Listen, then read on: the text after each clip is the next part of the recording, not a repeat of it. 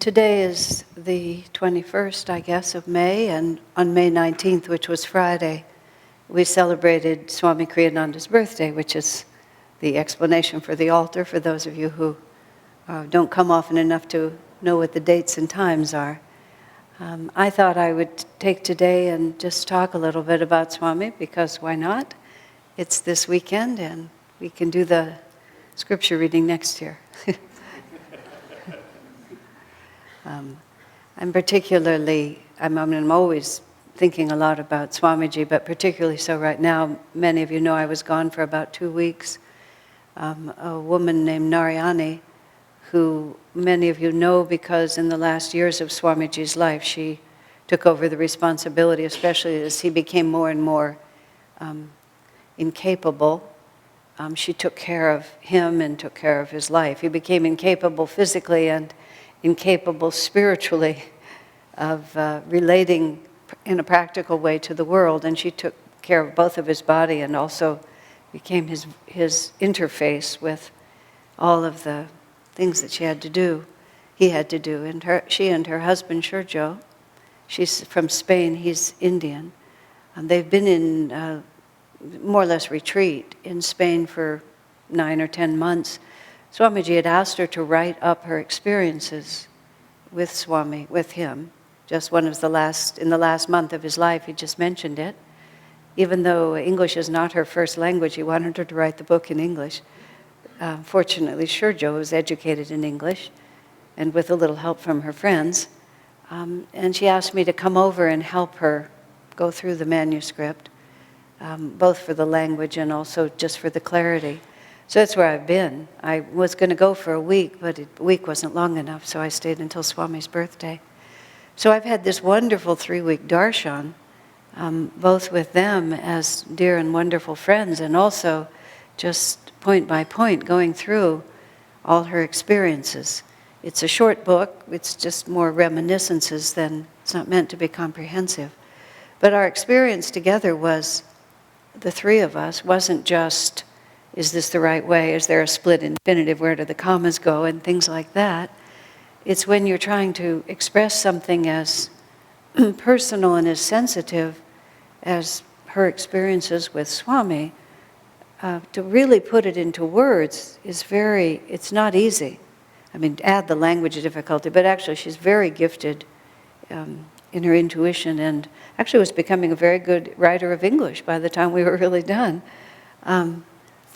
But it was much more, what really happened, what did it mean?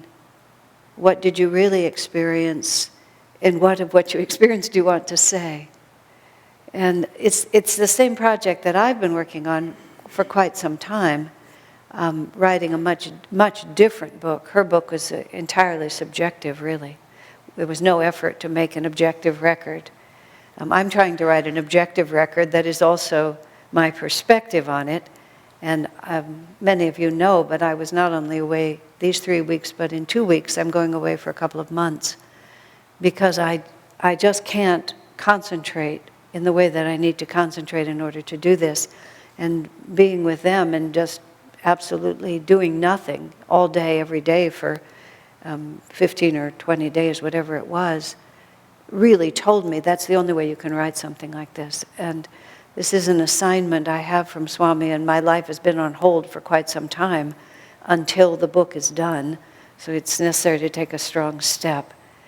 I have been offered a rather isolated cabin up in eastern Washington. So I'm just going to hide out and work on this and hopefully come back with it done, or at least largely done.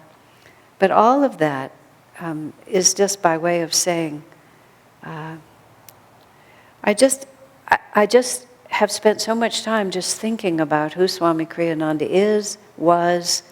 Narayani and I were having this interesting experience of her because she was in such a minute-by-minute relationship with him for so long. And when he died within 15 minutes without there being any anticipation that it was about to happen. There was no long deathbed fading. It was a more or less ordinary day, and then he wasn't there anymore. So her necessity to shift came just literally in minutes like that, from one reality to the next. I lived closely with Swamiji. No one ever had the relationship with him that she did. It was unique. But I lived with him. I was his secretary way back in the 70s. But for many, many years, living in Palo Alto, and he still lived at the village, and he moved all over the world, I've had time, and it came through gradually, of just being physically separated. So nobody could have said you didn't know he was going to die. He was 86, and he was extremely enfeebled. But nonetheless, these things are just held back from you. A few more years, you think. But so it wasn't like a surprise when he passed away, although I'd always thought I would be there. It wasn't like I was disappointed that I wasn't, but I just, in the course of things, I always thought I would be. But nonetheless, it was complete. There it was. But the longer I think, what I've been doing for these last many months is I'm doing a chronological story. That's what he asked me to do. Not a biography of him, but a chronological story of how he built Ananda as I saw it. So I get to leave out everything I wasn't part of, and I don't have to bring anybody else's point of view in. It's just my perspective on the diamond. I remember at a certain point, it was in the 90s when we, as many of you know, we went through a long period of litigation. We were being sued, and it was an effort on the part of other disciples of Master to maintain exclusive control over Master's teachings. It's an exciting story, but an extremely old one. And when intellectual property law didn't create religious monopoly, which had been the intention, there was an effort to see if character assassination would work. And character assassination is always the last and final recourse when you want to wipe somebody out, especially if they're a spiritual leader. All you have to do is hint that any kind of impropriety, and what you file in court is protected from the libel laws, so you can put anything into a lawsuit, which can then go into the newspaper, and there's absolutely no control over it. So we were accused, and I say collectively Ananda was accused of just make the list, money, sex, power, abuse, slavery, everything. Just make a list, of anything that you could say it was said. And part of the reason we had so much trouble and ultimately were judged despicable, morally reprehensible is my favorite phrase, but we were judged morally reprehensible, was because it was also ludicrous. We didn't take it seriously enough. We just couldn't imagine that anybody could look at us and come to a conclusion like that. But God bless the American justice system. They can. So anyway, in the middle of all of this, when people were being rattled, because it's a great test to have everybody tell you that you're a fool and you're being taken advantage of, especially if you're an American, because that's really about the worst thing an American can be accused of, is not being shrewd. So we were having to go through a lot of that, and people were freaking out left and right, because the power to stand in what you know is no small spiritual power. And in the midst of that, Swami just said something that I've always remembered because it was so vivid. He said to the whole community and to the whole world, he said, "Have I ever asked anything of you?" And it was like an interesting question. Have I ever asked anything of you? Have I ever, it's even more, have I ever demanded anything of you? Have I demanded obedience or cooperation or just anything at all? And you sort of had to stop and think. Well, he'd offered me a job maybe, or given me some advice. But the fact of the matter is, Ananda ran completely on the sincerity, and still does, on the sincerity and the individual interest of the people who are there. I mean, you don't have to pass through any airlock to get in. You don't have to sign over anything. You don't have to make any promises. It's all just completely your own. And then this was Swami's answer. He said, "I have lived my life with enthusiasm and invited anybody who wanted to join me." And I thought, now that is the essence of spiritual teaching. We're so confused in our culture. We have been, especially decades ago when I was starting in this, because people have no idea what this stuff is. But that is exactly what a great soul does for us. They live their life with enthusiasm and invite us to join them. And that enthusiasm is another way of describing magnetism. I mean, what is magnetism? Magnetism is when there's a positive flow of energy, and it can also be negative, but there's a flow of energy, and people just get in behind it. And they get in behind it because somebody's enthusiasm just makes them think it's a really good idea. I have the honor of being, not without being named, but I'm used as a positive example. Actually, I'm used just an instructive example in Swami's Material Success course. Because he was talking about how to work with people, and this is the example that he used. Many years ago at Ananda Village, when we were trying to get our first master plan approved, now they're getting, finally after all these years, they're getting another iteration, and the whole politics have changed. But this again was let's see, what year would it have been? That was later. It was been in the 70s. Oh yes, it was 1976. We were trying to get our master plan approved. The planning director, Nevada County was very unsophisticated, and the planning director was a secretary who'd risen through the ranks and had become planning director, as happens in offices, and sometimes you get a much more competent person that way. It wasn't the case in this case, but it could happen. So she was the director of planning, but she had no education in the field. And so we come to her with this totally radical, absolutely out of the box, cooperative community, and there was just no place for it to fit. We were only there because Divine Mother was good to us, and for the beginning years of our development, we were called a church camp, and the only authority over us was this man named Hal Cox, who's probably in heaven now, living a glorious life that he deserves. Hal Cox was the sanitation officer of the county, and he would come out and make sure that the outhouses weren't going to make anybody sick. He'd worked in undeveloped countries, he'd worked in Africa and other places, and he had a very happy standard. So by the time anybody really saw us, we were there. We were grandfathered in legally, and then they had to deal with us. So her position was that she would just be like a bureaucrat, and she would just stall and stall and stall and stall and stall until we went away. We had no intention of going away. After we all sat and explained to her who we were, she pulled a big regulation book and announced that we were a condominium. No, we're not a condominium. But Swami was astute enough to realize that we were dead in the water until we got her fired. And she had already been indicted by the grand jury, or the grand jury had recommended, I'm telling way more than I meant to. She had been recommended by the grand jury that she was incompetent, the supervisor hadn't paid attention to it. 1976, Swami starts what he calls the Bicentennial Liberty Committee. The Bicentennial Liberty Committee, which is to restore freedom to Nevada County. And he writes this petition about how we all believe in the American values and too much government is wiping out our liberties. And it was kind of a rough and ready area then, and you could get people behind that. But the entire community basically thought that Kriyananda had lost his mind. This was the craziest thing they had ever heard of because he'd skipped 15 steps. We are never going to get anything through this woman. He knew human nature, bureaucracy, government. He'd been a king in many lifetimes. He knew this. So he wanted us to start this grassroots movement to get, to be political, which we never were. Nobody would touch it. Nobody. Except for me.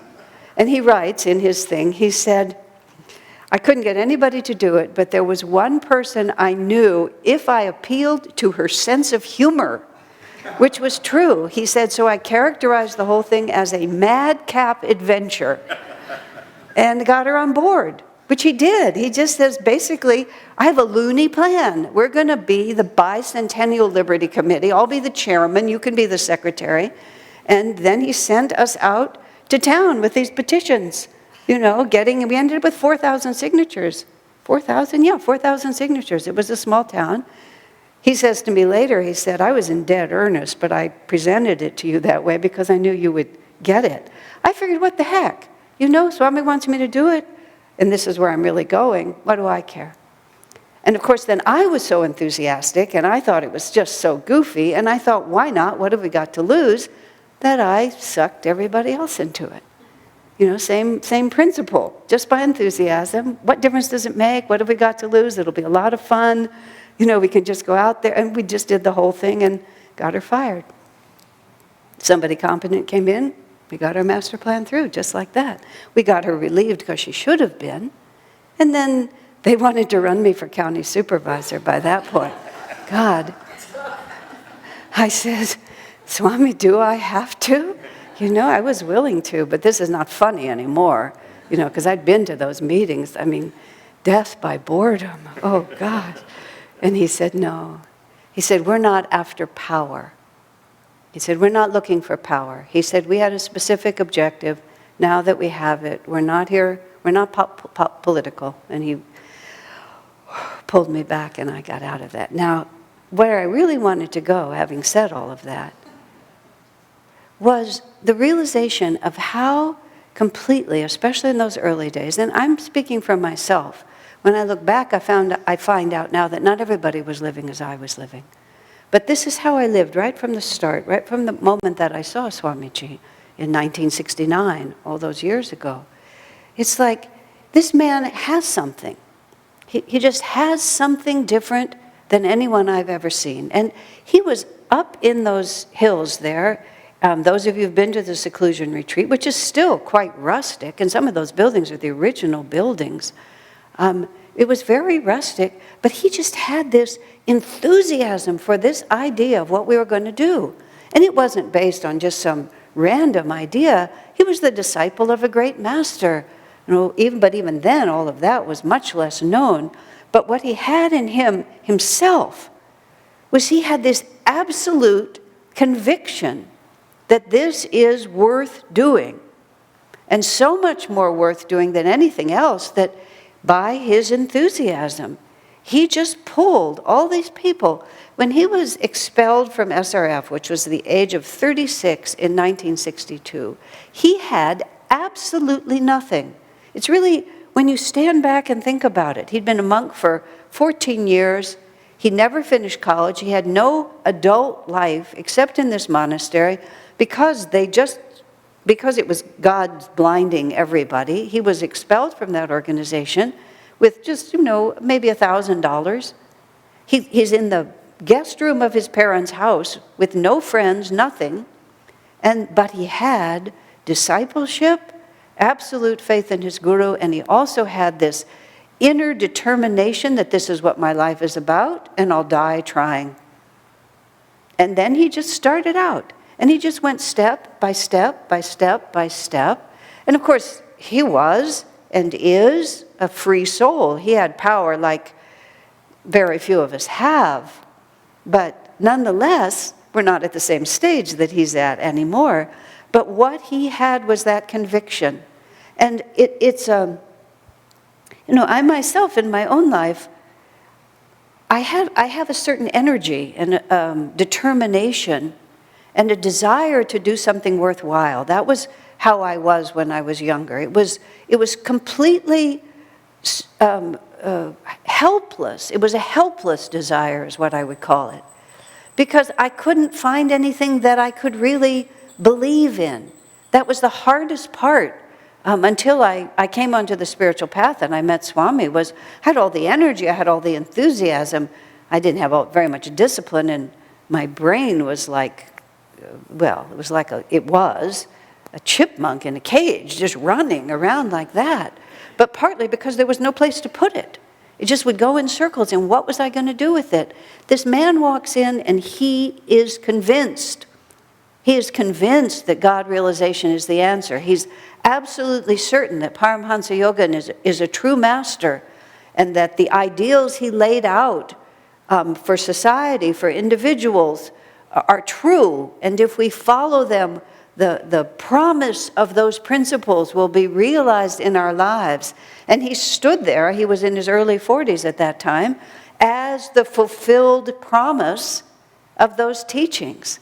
And I had read, not Yogananda yet, but I'd read Ramakrishna and Vivekananda and a great deal of spiritual teaching, so I was not uninformed. But I'd never seen what it would look like if it was actually lived. And people often ask me, how do you find your spiritual path? How do you know who your guru is? Well, I think it's very hard from here to judge there. In the early days, there was a lot of conversation about, is Kriyananda in charge? Is Yogananda in charge? I follow Yogananda. I listen to Kriyananda. I don't listen to Kriyananda. All this back and forth.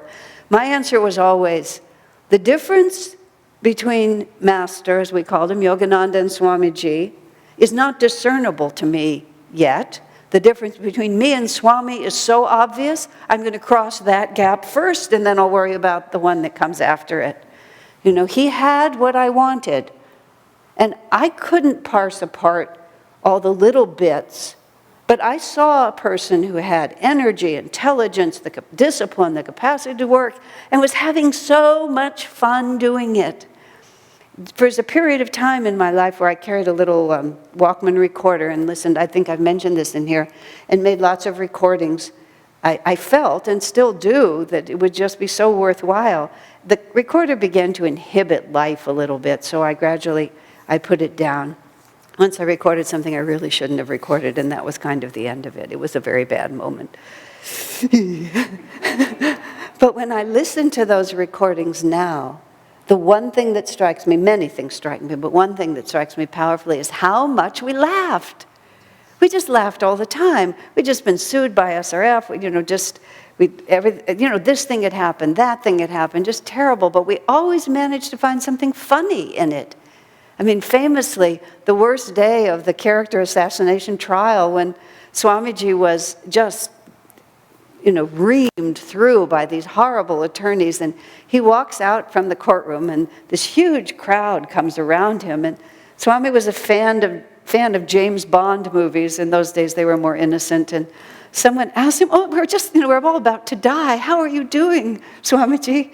And he says, "Stirred but not shaken." He says like that, which is the advice for the martini or whatever it was. And so all of these people who were so upset with us see us swarming around Swami. He makes a remark, maybe 35 of us just started roaring with laughter. It's like, even in that moment, what is the point? The point is that we live for God. God puts us through trouble, we suffer. God takes away from the trouble, then it's a little less bad. But all the way through, what are we really doing? What is the enthusiasm for? I mean, Swamiji's enthusiasm was for fulfilling his master's commission to him. Master had said to him, "Every man has disappointed me." And Swami said he didn't mean spiritually. He meant nobody understood that I came for a mission. I have this world-changing work to do. And wow, look at the planet these days. If I ever seen a time when something new is required, and the most recent developments on our globe, which are certainly entertaining and terrifying and just utterly bewildering in so many ways, have had a marvelous spiritual effect on me, just a marvelous effect. Whatever made me think that this was my home? Because I have a pretty good time most of the time. And I have lots of friends, and I'm very enthusiastic, and I'm witty, so we can often all laugh together. I have witty friends, they can make me laugh. So accidentally, I thought that I belonged to this planet, But now all of a sudden, we see, goodness, whatever made me think that we belonged here? We're not here, we're on a mission.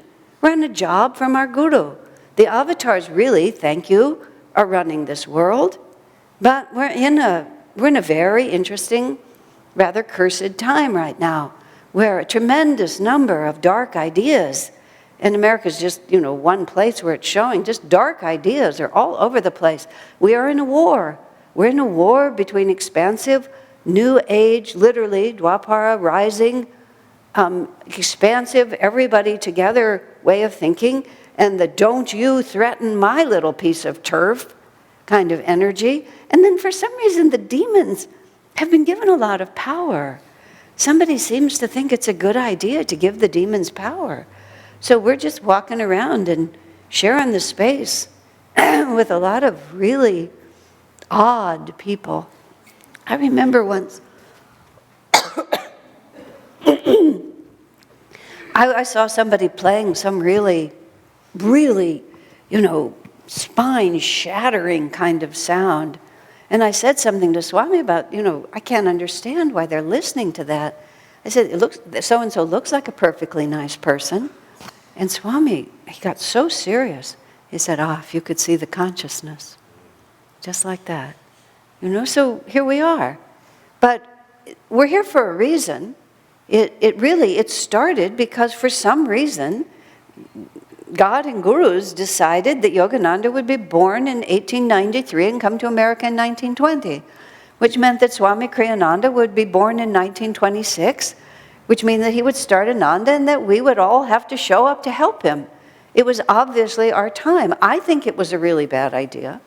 I think it would have been nice to give us an easier run than this one, but there you have it.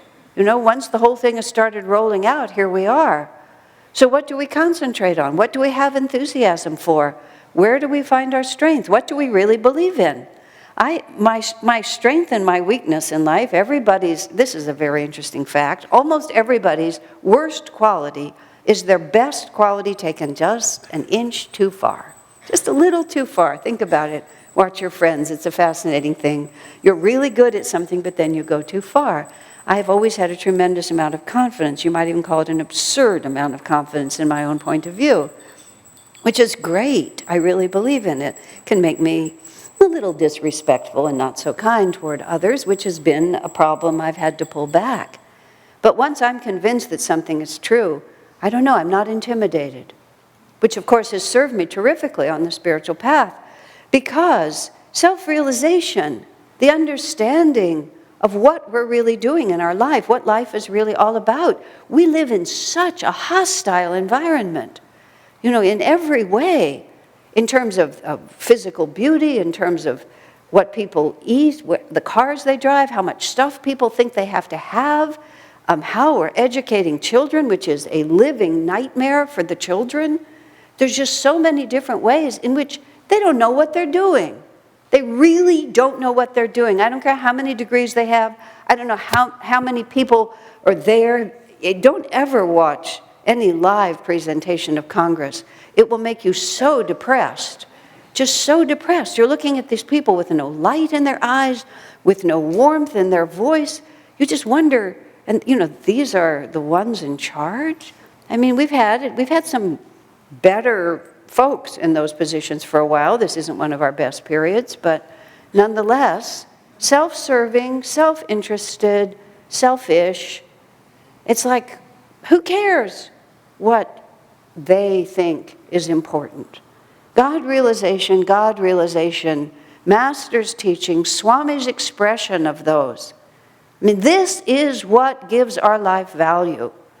And there's Swami. What did he ever do? He just lived his life with massive enthusiasm and cut such a swath through all of the confusion and delusion, which is life. I said to Swamiji once, in the context of this, I said, next time, sir, can we wait till a higher age before we come? Because we were just talking about how icky so many things were now. Can we wait for a higher age? Wouldn't that be nicer? He gave me two responses. His first response was, I never intend to come back. Just emphatically, I never intend to come back. Although later he modified it. He said, I know myself. He said, I'll start feeling compassionate for all of you, basically. And in fact, what he actually said is something like that. And I said, well, that's the only reason you came this time, isn't it? And he sort of looked a little abashed and said, well, yes, like that. No karma of his own brought him. But the end point was, he also said, even in Satya Yuga, even in the highest age, he said it's still the material plane. It still never fully gives you what your heart wants. Only God realization were. Except he said, in Satya Yuga, people like us are in charge. I said, so the whole world is like one big Ananda. He said, yes, it's one big Ananda. It runs on trust and it runs on understanding. That sounds pleasant, doesn't it? He said, but it's still the material plane. Which is to say, and this is the point of it, you see, the heart longs for a kind of perfection and unity. That in a higher age, there's more of it. When I lived at Ananda Village in the first 15 years, 16 years I was there, it was heaven on earth. When Swami, he and I were talking about reincarnation once, and I was asking him a different question, but he answered it by saying, what causes you to reincarnate? He said, is longing and regret. That which was unfulfilled, you come back to see if you can have it. That which you regret, you come back and see if you can fix it. He said, those are the two things that bind you and bring you back again and again. I said, well, Swami, I thought for a moment, I said, those first 10 years, 15 years at Ananda Village, I said, I would come back and do those in a heartbeat. It was heaven on earth. He smiled so sweetly and says, oh, that was different. Just like that. That was different. That was us working for God. That was making God first and just day after day, having this wonderful childlike freedom to live that. That was before we were sued and other things happened. That was before adulthood set in. I really always say I grew up at Ananda, and people will try to make that work, It doesn't really quite work. But I grew up in the sense that I had a childhood there, in my father's house, really. And then I had my adolescence and so on. But it all started when the meaning of life was offered to me. And once the meaning of life is offered to me, the challenge of the spiritual path, and I was just saying when Swami had to explain to the community, here we are doing this, but all of a sudden somebody tells us that we're not right. The legal system and the lawyers and the judge and the government and the who knows what. How do they know? How do they know? Listen to the voices of people. Look into their eyes. If they don't have that light, if they don't have that loving warmth, if they don't have that wisdom, doesn't mean you don't love them and care for them, but don't listen to them. Listen to the divine within. Listen to God and gurus. Listen to Swamiji. Listen to those who stand there and are what you want to become. Because the stream of energy you follow is who you will be. As simple as that. I was so myself touched. I met Swami just before Thanksgiving of 1969. And just before Thanksgiving of 2009, I was myself initiated as a sannyasi. 40 years. And it was just like, wow, isn't that beautiful? I mean, it might have even been to the day, but it was very, very, very close to the day. Just like that. And I thought, and I had one thought in my mind that I still hold today. Really doesn't matter how well or badly you do. First of all, we're very, very bad at evaluating ourselves. The only thing that matters is don't quit. My spiritual life has gotten so simple now. Just don't stop trying. And keep trying in the right way for the right things, which is deeper faith, deeper commitment, more selfless service, more courage, more enthusiasm. Just day after day, I am the disciple of a great master. Swami was so dear in his life. I was with him in India. I've been with him in many places, but in India where he could say it all so much more easily. I remember being in the Om bookstore in the Metro Mall in Gurgaon, and we're standing in the little metaphysical section, and some Indian man walks over and he reaches over for Autobiography of a Yogi, and he's got it in his hand. And Swami says, just like a child, I was his disciple. I lived with him for the last 4.5 years of his life. Just like this. And this man sort of didn't quite know what to do. Exactly. But I was so touched. I thought everything that's happened in Swami's life, I knew him. I was his disciple. That's who we're trying to be. Because in the end, you see, it all just goes away. And you go out into that light, and the light doesn't ask you if you were popular.